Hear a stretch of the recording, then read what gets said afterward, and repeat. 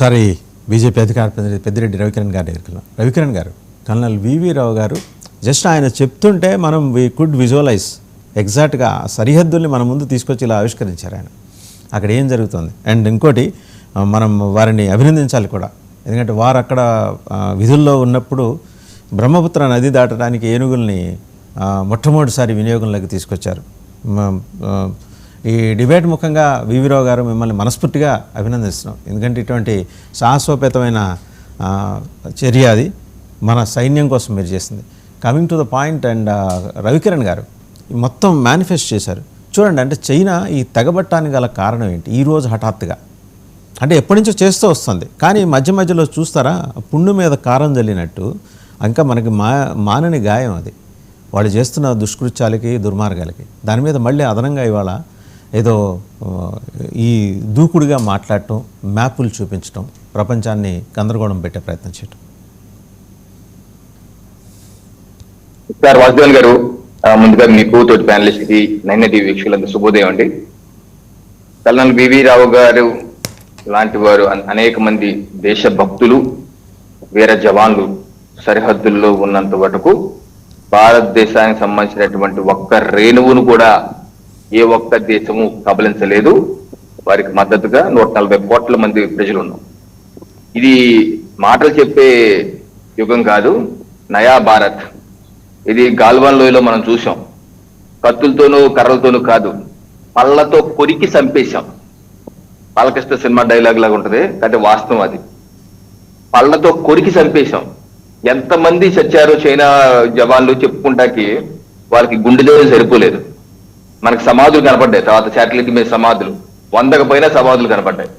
So అటువంటి వీర యోధులు మన దేశంలో, మన భద్రతా దళాల్లో ఉన్నారు. అయితే చైనా అంటే ఒక స్ట్రాటజిక్ గా కొన్ని దశాబ్దాలుగా పనిచేస్తుంది. చైనా సరిహద్దుగా ఉన్న ఏ దేశంతోనూ వారికి సరిహద్దు వివాదం లేకుండా లేదు. రష్యాతోనూ సరిహద్దు వివాదం, జపాన్తోనూ సరిహద్దు వివాదం, భారతదేశంతోనూ, అలాగే తనకు దూరంగా ఉన్న ఫిలిప్పైన్స్ తోనూ. ఎక్కడన్నా ఏం చేస్తుందంటే తన సరిహద్దు సంబంధించినటువంటి స్థలాల్ని లేకపోతే రాష్ట్రాలని తన పేరు పెట్టేసుకుంటాం. జపాన్ లో దీవుల్ని జపాన్ పేరు తీసేసి చైనా పేరు పెడతారు. ఫిలిప్పైన్స్ దీవుల్ని ఫిలిప్పైన్స్ పేరు తన పేరు పెడతారు. రష్యా సంబంధించి తీసి పేరు పెడతారు. భారతదేశం సంబంధించి పేరు పెడతారు. ఇదొక మ్యాప్ వార్, సైకలాజికల్ వార్, లేకపోతే ఒక నెరేటివ్ సెట్టింగ్ గా మనం చూడాలి.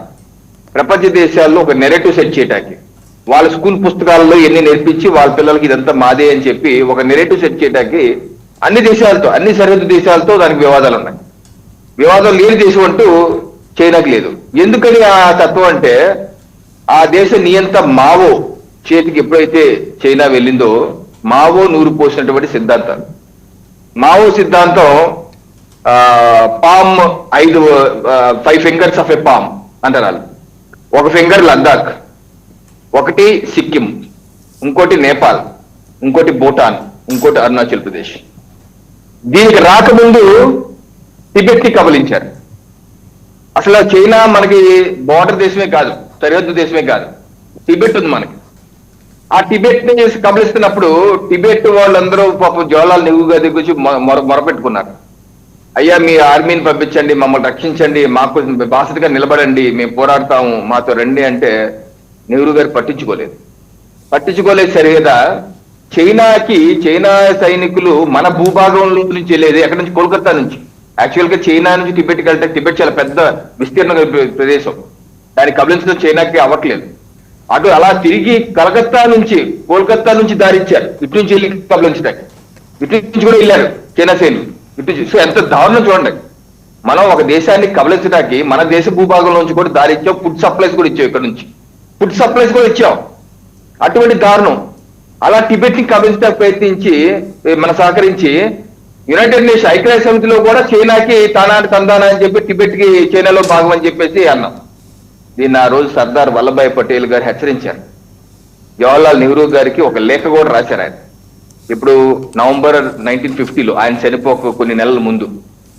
మనం హిందీ చీనీ బాయి అంటున్నాము, ఇది చాలా రాంగ్ స్ట్రాటజీ. ఇది ఓ పక్కన చైనా నుంచి మనకు ముప్పు పుంచి ఉంది, నార్త్ ఈస్టర్న్ సైడ్స్ లో కబలించడానికి సిద్ధంగా ఉన్నారు. చైనాని ఎప్పుడు నమ్మటం లేదు. మనం ఎప్పుడు 2 ఫ్రంట్ వార్కి రెడీ అవ్వాలి.